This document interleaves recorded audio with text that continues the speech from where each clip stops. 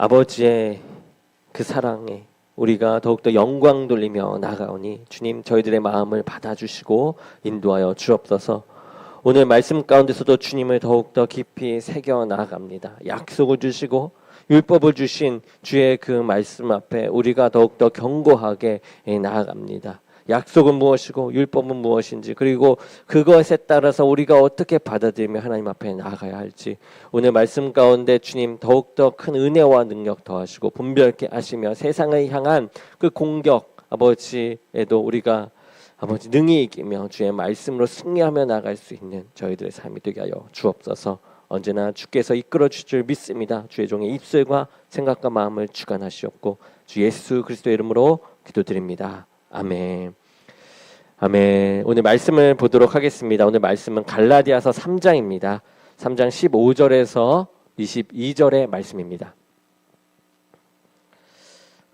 우리 한 목소리로 함께 읽어보도록 하겠습니다. 형제들아, 내가 사람의 예대로 말하노니 사람의 언약이라도 정한 후에는 아무도 패하거나 더하거나 하지 못하느니라. 이 약속들은 아브라함과 그 자손에게 말씀하신 것인데 여럿을 가리켜 그 자손들이라 하지 아니하시고 한 사람을 가리켜 내 자손이라 하셨으니 곧 그리스도라. 내가 이것을 말하노니 하나님께서 미리 정하신 언약을 40, 30년 후에 생긴 율법이 폐기하지 못하고 그 약속을 헛되게 하지 못하리라. 만일 그 유업이 율법에서 난 것이면 약속에서 난 것이 아니니라. 그러나 하나님의 약속으로 말미암아 아브라함에게 주신 것이라. 그런즉 율법은 무엇이냐? 범법함으로 더하여진 것이라. 천사들을 통하여 한 중보자의 손으로 베푸신 것인데 약속하신 자손이 오시기까지 있을 것이라. 그 중보자는 한편만 위한 자가 아니나 하나님은 한 분이시니라. 그러면 율법이 하나님의 약속들과 반대되는 것이냐? 결코 그럴 수 없느니라. 만일 능히 살게 하는 율법을 주셨더라면 의가 반드시 율법으로 말미암음이라.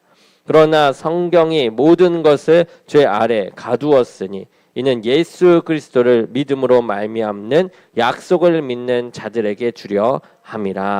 아멘. 아멘. 오늘의 말씀은 약속과 율법이라는 제목으로 말씀을 전하도록 하겠습니다.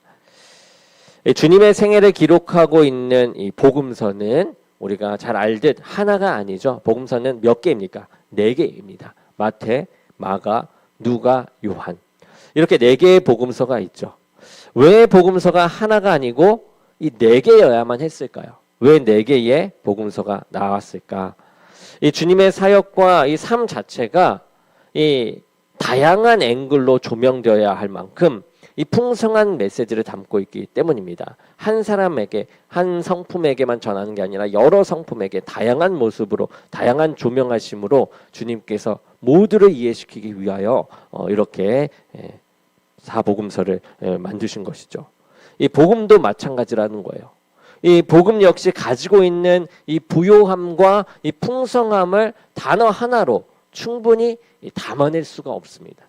그렇기 때문에 이 갈라디아서는 이 복음을 다양한 앵글로 우리에게 계속해서 가르쳐주고 있는데요.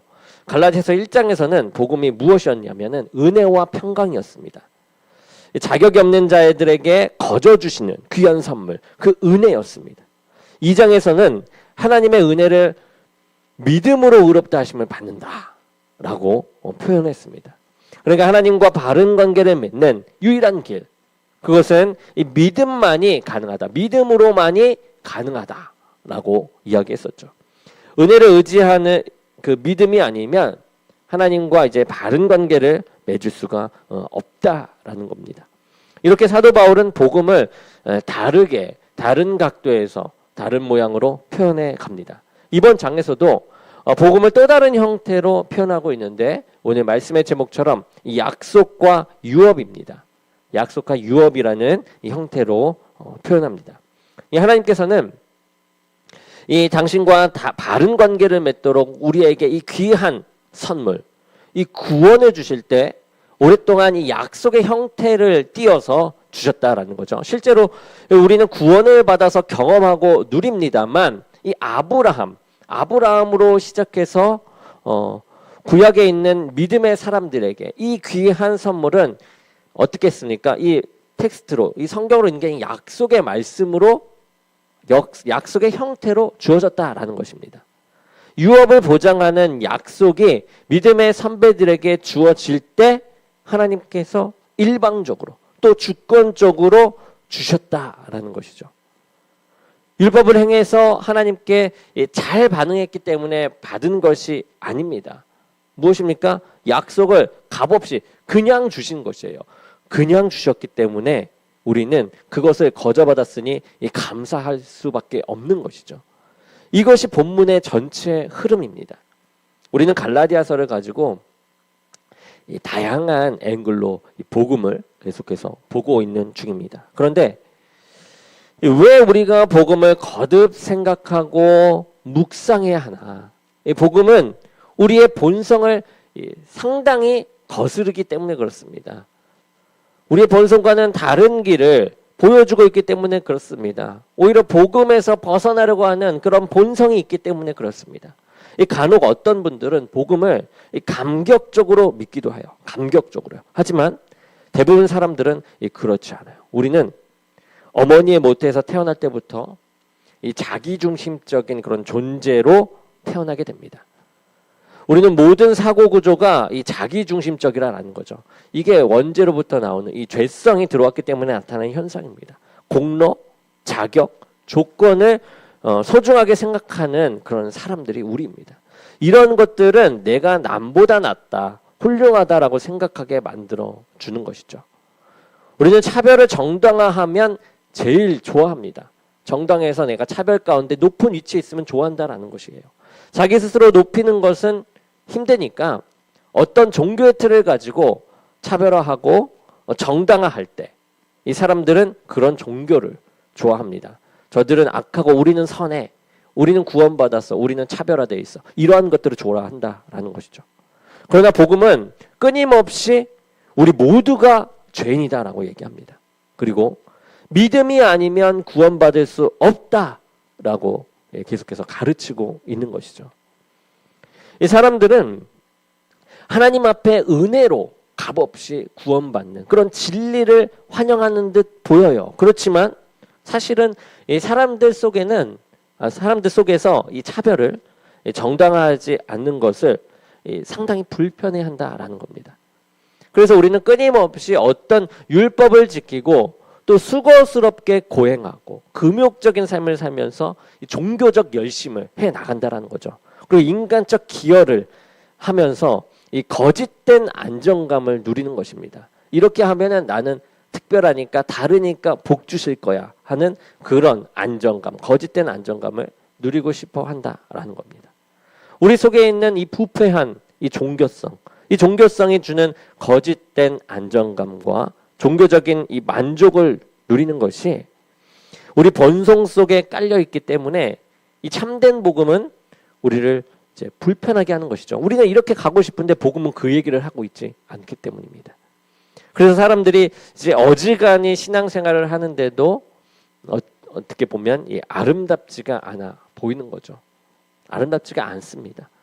우리의 자기중심성, 공로주의, 끊임없는 거짓된 이 종교적 안정감을 가지고 이 신앙생활을 하기 때문에 이 참된 열매를 맺지 못하는 것입니다. 진정한 예배를 맺지 못하니 거짓된 열매, 잘못된 열매를 맺으니 이게 이 열매로서의 역할을 못해서 결국 좌절하고 슬퍼하고 힘들어하는 것이죠. 이 신앙의 기간이 오래됐다라고 해도 마찬가지라는 겁니다. 그런 면에서 이 복음을 바르게 아는 것, 그것이 복음의 기초를 제대로 아는 것이 너무나도 중요한 일입니다. 앞서 우리는 사람이 믿음으로만 하나님 앞에 의롭게 되는 그 복음을 성경의 근거에서 우리가 살펴보았습니다. 이번 장은 성경의 이 교훈뿐 아니라 보편적으로 알고 있는 사람들의 일반적인 관례를 가지고 이제 진리를 강조하고 있습니다. 이제 본문 15절을 함께 읽어보도록 하겠습니다. 15절입니다. 시작. 형제들아 내가 사람의 예대로 말하노니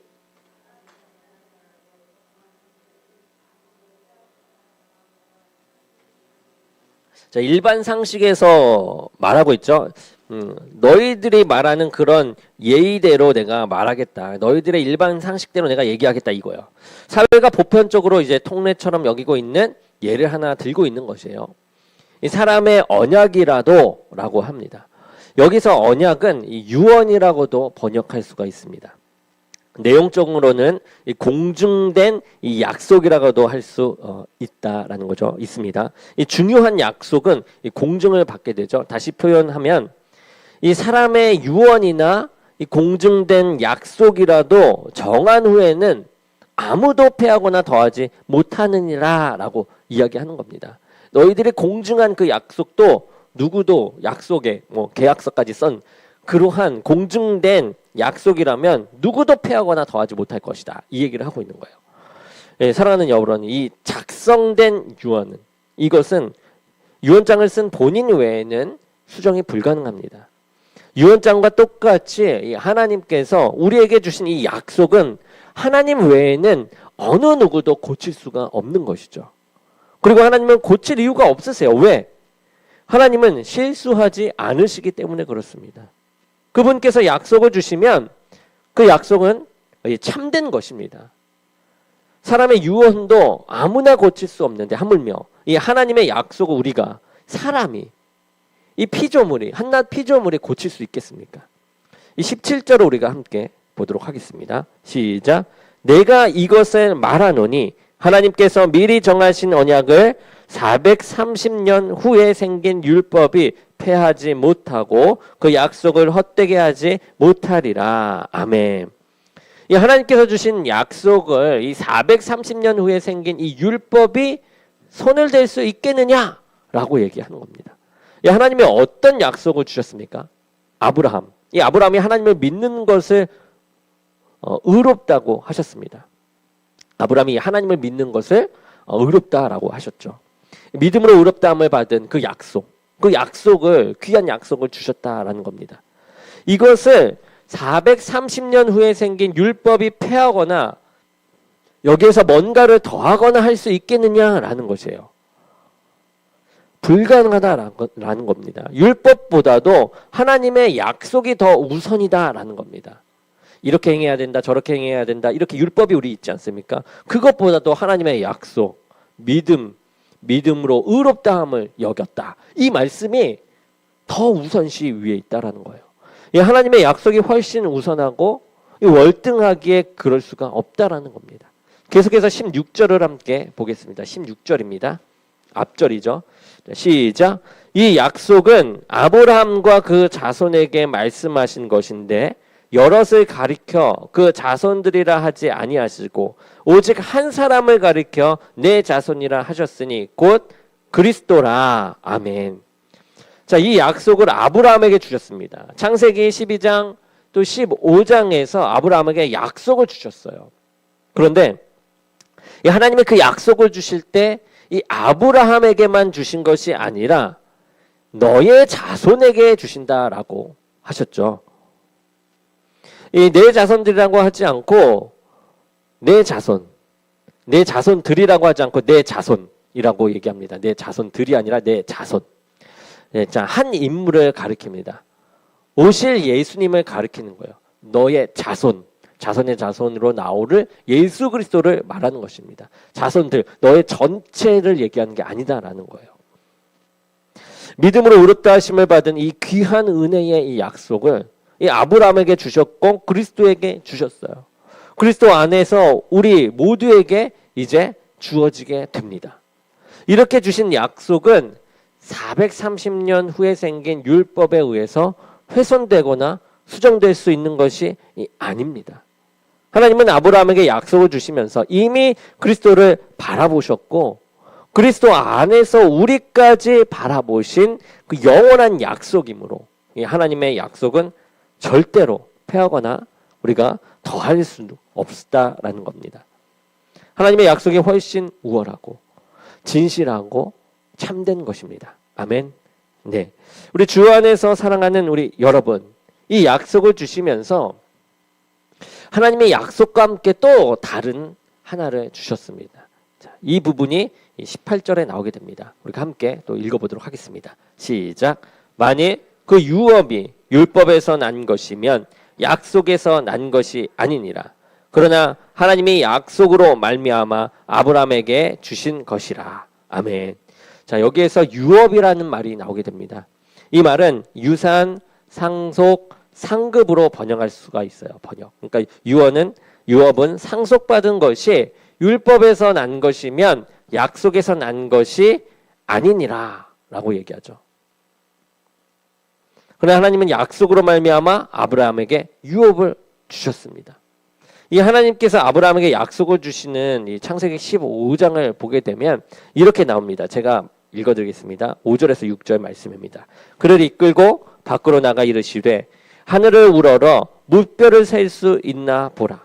또 그에게 이르시되 내 자손이 이와 같으리라. 아브라함이 여호와를 믿으니 여호와께서 이를 그의 의로 여기시고 라고 하시죠. 그 다음에 그 후에 다시 하나님의 약속을 하나 더 주세요. 7절입니다. 또 그에게 이르시되 나는 이 땅을 내게 주어 소유를 삼게 하려고 너를 갈대아인의 우르에서 이끌어낸 여호와니라 라고 했습니다. 하나님이 아브라함에게 가나안 땅을 유업으로 약속해 주셨습니다. 그때 아브라함이 주 여호와여 내가 이 땅을 소유로 받을 것을 무엇으로 알겠습니까? 라고 질문을 해요. 그러자 여호와께서 얘기하죠. 하나님께서 여호와께서 그에게 이르시되 나를 위하여 3년 된 암소와 3년 된 암염소와 3년 된 순양과 산비둘기와 집비둘기 새끼를 가져올지니라 라고 말씀하세요. 이 말씀을 듣고 아브라함이 그 모든 것을 가져다가 그 중간을 쪼개고 그 쪼갠 것을 마주대하여 놓아요. 이렇게 쪼개 놓은 거죠. 마주보게 이렇게 합니다. 쪼개놔서. 그것은 이제 아브라함 당시의 풍습이에요. 풍습으로 왕과 신하가 충성을 맹세하고 이 계약을 맺는 방식입니다. 혹은 한 나라와 한 나라가 서로 끝까지 신뢰를 가지고 서로를 충성스럽게 지지해 주기를 결심하는 이 조약을 맺는 그런 형식이었어요. 그런 의식이었습니다. 만약 약속을 어기게 되면 중간에 두 쪽으로 가른 이 짐승처럼 네가 죽어도 합당할 것이다 라는 그런 표현입니다. 그러니까 이 예식이 이제 바로 짐승을 쪼개놓고 약속을 맺는 그런 양식, 그런 것인데 이 하나님께서 자신이 약속을 깨면 내가 찢기겠다 이러한 모습으로 지금 아브라함 앞에 그 신뢰되는 약속을 그들의 풍습을 따라 보여주고 계신 것이에요. 이 창세기 15장 17절에 보게 되면 이 쪼갠 고기 사이로 횃불이 지나가는 장면이 나오게 돼요. 이것은 하나님의 그 임재를 상징하는 것입니다. 아브라함이 하나님께 그 유업을 얻을지 어떻게 알 수 있느냐고 묻자 하나님이 이 주신 증거가 바로 이거라는 거죠. 하나님 자신이 당신의 생명을 걸고 이 약속을 꼭 지킬 것이라는 그런 의지를 지금 그들의 의식을 통하여 보여주고 계신 것입니다. 이 하나님은 이 구원받은 이 백성, 의롭다함을 받는 백성에게 유업도 주십니다. 약속 안에 유업도 포함되어 있습니다. 첫째 유업은 가나안 땅이었습니다. 가나안 땅. 우리에게는 이제 천국이 되는 것이죠. 바라볼 땅, 우리에게 보여주실 땅, 천국을 의미합니다. 즉 하나님 나라를 말하는 것이죠. 그러나 또 있습니다. 우리는 죄가 용서되어 의롭다함을 받고 하나님 나라를 유업으로 얻으면 끝이 아니라는 거예요. 유업으로 가나안 땅을 약속해 주실 때 이제 가나안 땅에서 무엇이 포함되어 있냐라는 거죠. 무엇이 포함되어 있습니까? 가나안 땅이 상징하는 그런 풍요와 부요가 있다라는 거예요. 가나안 정탐꾼들이 그 큰 포도송이와 무화과 열매를 가지고 오는 것을 우리가 기억하고 있지 않습니까? 가나안 풍요, 가나안의 이 풍요와 부요가 이 약속 안에 들어있다라는 것이에요. 우리에게도 주어진다라는 겁니다. 우리는 예수님을 믿어서 종교적 영역에서 위로를 받고 이 땅에서 살다가 죽으면 천국 가는 그런 진리를 전하는 자들이 이제 아니에요. 거기에서 끝나는 것이 아니라는 겁니다. 우리는 귀한 진리를 믿을 뿐만 아니라 이 땅에서 천국의 부요와 풍요를 함께 누리고 경험하는 자들이라는 것이에요. 유업의 상급이 우리에게 있다라는 겁니다. 그 풍성함이, 그 풍요함이, 부요함이 우리에게 있다라는 겁니다. 우리가 살아가는 이 땅에서 예수님을 믿고 의롭다함을 받는다라는 것은 그저 종교적으로 의롭다함을 받고 끝나는 것이 아니에요. 우리는 이 땅에서 참된 부요가 무엇인지 이제 경험합니다. 우리의 작은 재능과 우리의 그 작은 능력에도 불구하고 세상을 다 가진 사람과 비교할 수 없는 그런 풍요가 있다라는 겁니다.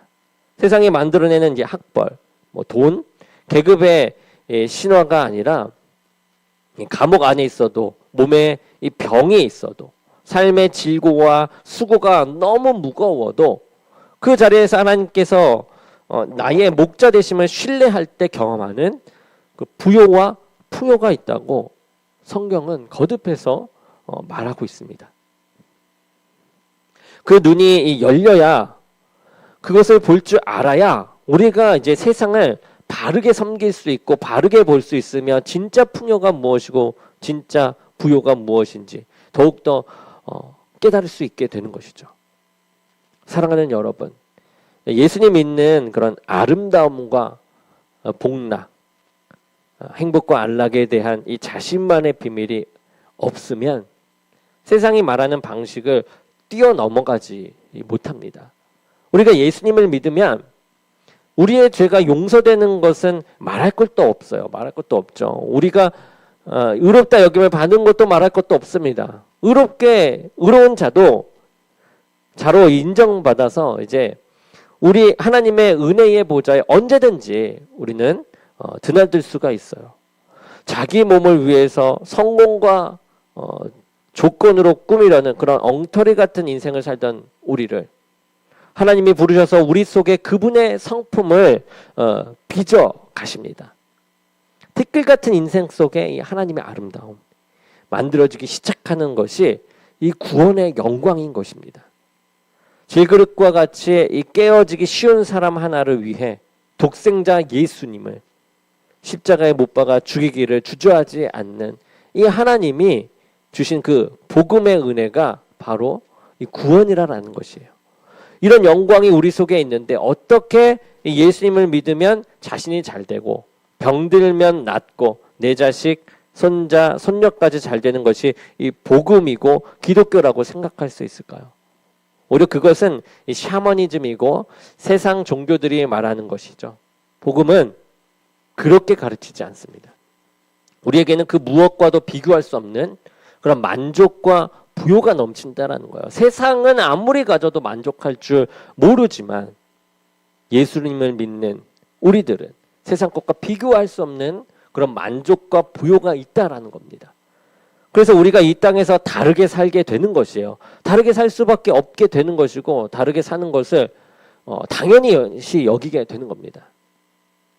오늘날 한국교회의 문제가 잘 살지 못하는 것이라고 생각하지는 않아요. 이것은 복음을 너무 모르는 것이죠.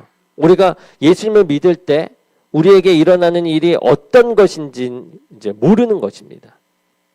예수 믿는 맛을 모르는 것이죠. 그렇기 때문에 예수님을 믿을 때 외적인 것을 더 좋아하게 되는 것입니다. 예수님을 믿어도 다른 사람들이 자신을 볼 때 뭔가 있어 보이려고 이제 학식을 갖추게 되죠.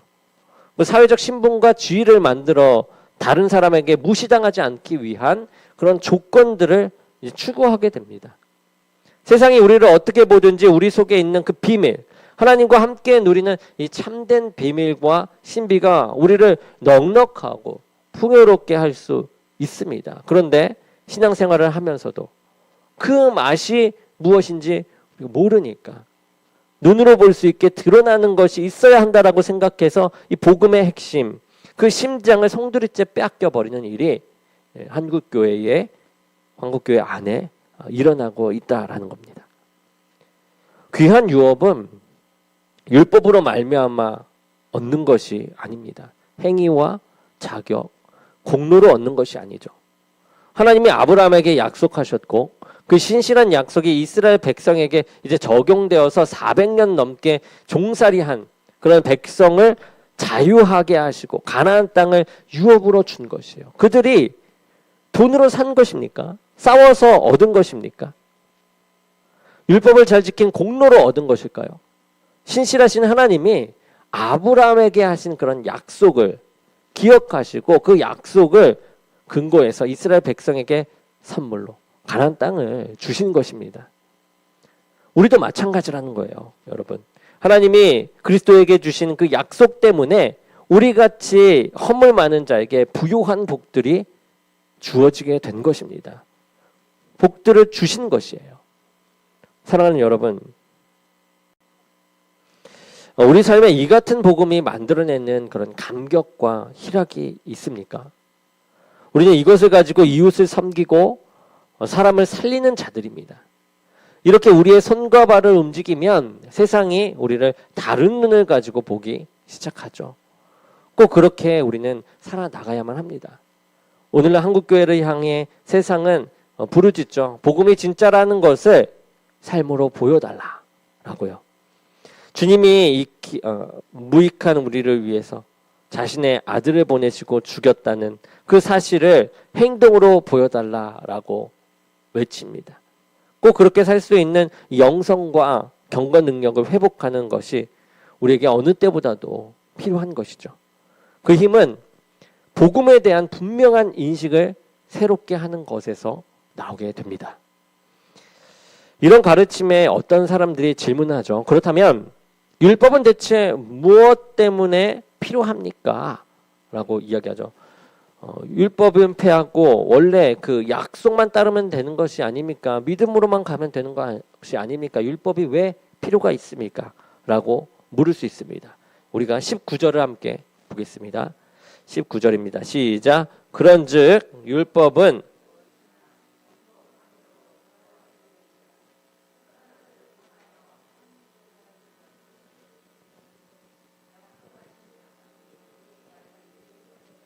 아멘. 율법에 대하여 세 가지로 이제 말하고 있습니다. 첫 번째는 범법함으로 더하여진 것이다 라고 이야기하죠. 율법은 본질적이거나 필수적인 것이 아니에요. 필수적인 것은 약속이면 충분합니다. 그런데 율법은 이 약속 이후에 더해지게 돼요. 율법은 본질적인 것이 아니라 추가된 것입니다. 두 번째는 율법은 천사를 통해 한 중보자의 손으로 베푸신 것입니다. 약속은 하나님이 아브라함에게 직접 하신 것인데 율법은 천사를 통해서 모세의 손을 빌려서 주신 것이죠. 몇 단계를 거쳤습니다. 직접 주신 언약과 여러 단계를 거친 율법. 어떤 것이 더 고귀하고 소중해 보이십니까? 당연히 이 언약, 이 약속이 더 우선이고 고귀한 것입니다. 우리가 계속해서 20절을 보도록 하겠습니다. 함께 읽어보겠습니다. 시작. 그 중보자는 한 편만 위한 자가 아니냐. 하나님은 한 분이시니라. 아멘. 20절을 해석은 좀 어렵습니다. 그래서 학자마다 다양한 해석을 내놓게 되는데요. 어떤 책을 보면 이 본문에 대해서 200가지가 넘는 해석이 있다고 할 만큼 이 복잡한 본문 중에 하나입니다. 간단히 요약하면 이 중보자는 한 편만을 위한 것이 아니다라는 거죠. 율법을 위해서 이 중보자가 필요했습니다. 중보자는 언제나 이제 이해 당사자인 쌍방을 위해 존재하는 것이죠. 서로를 위해서 존재합니다. 그런데 하나님은 한 분이십니다. 하나님께서 아브라함에게 주권적으로 언약을 주셨어요. 약속을 주셨습니다. 이것은 쌍방에게 필요한 중보자가 아닙니다. 약속은 한 분이신 하나님이 주도적으로 아브라함에게 주신 것이죠.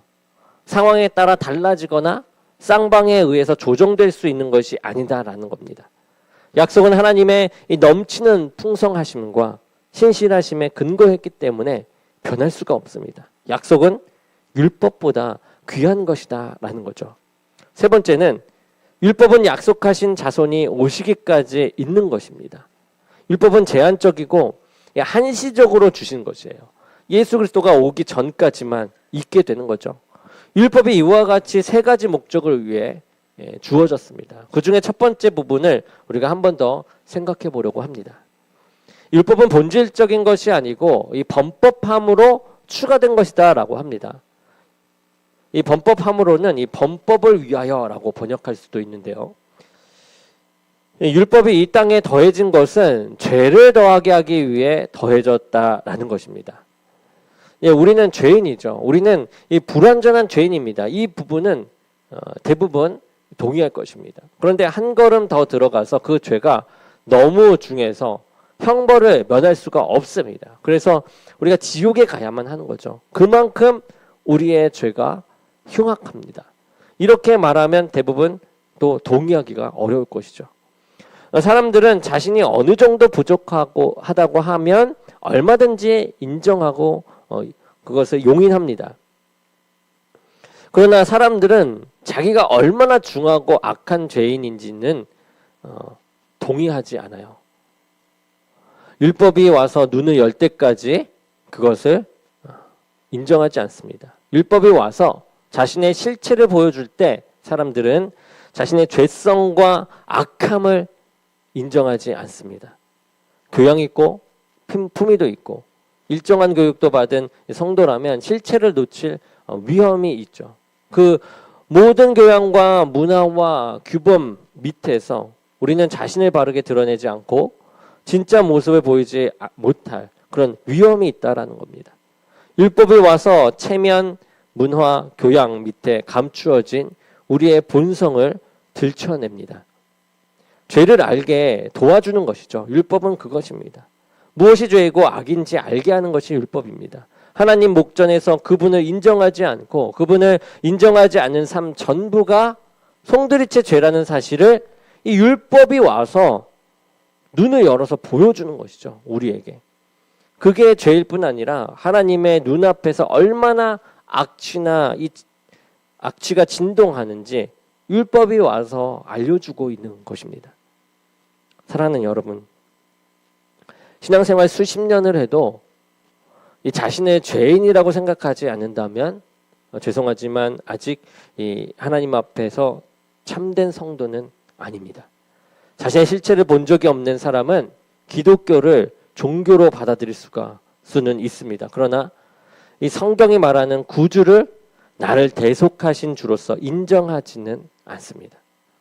율법이 와서 하는 일은 다 망가지고 깨트려진 나를 보게 한다는 거예요. 율법은 다른 사람들이 보기에는 이 멀쩡하게 보여도 하나님 목전에서 얼마나 극악한 죄인이고 그 죄 때문에 형벌과 진노를 조금 더 면할 수 없다는 사실을 우리에게 이 상기시켜 주는 것입니다. 이것을 깨달으면 우리는 복음이 드러날 때, 구주가 세상에 다시 오실 때, 믿음으로 의롭다는 그 진리가 선포될 때 진리를 전심으로 환영하고 우리가 받아들입니다. 바로 이것이 나에게 생명을 주신 유일한 길인 것을 알도록 이 율법은 우리의 죄성을 드러내고 보여주는 것이에요. 율법을 가지고 누가 지켰는지 안 지켰는지 이것을 판단하는 용도가 아니라 모두가 죄인이라는 것을 알려주는 용도라는 겁니다. 율법은 죄 안에 갇혀있는 우리를 꺼내서 복음을 기뻐하고 구주를 바르게 믿도록 하기 위해서 주신 것이죠. 모두가 죄인인데, 모두가 죽어 마땅한데 약속의 말씀으로 우리가 생명으로 살게 되었다. 이것을 율법이 가르쳐주고 있는 것이에요. 윤리와 도덕으로는 살 수 있다고 생각하는 사람은 또 어리석은 자들입니다. 노력은 너무나도 좋은 일이죠. 그러나 하나님의 우편에 봤을 때는 어리석습니다. 아직 자신의 실체를 본 적이 없는 것입니다. 일정한 종교성으로 살 수 있다고 생각하는 사람은 아직 출발도 못한 것입니다. 주님께서 우리 모두에게 열어 보이신 이 깨달음으로 복음이 주는 그 풍요와 부요, 예수 믿는 그 희락과 이 맛을 삶 속에서 풍성하게 누리는 저와 여러분이 되기를 주님의 이름으로 간절히 축원합니다. 우리 기도하겠습니다.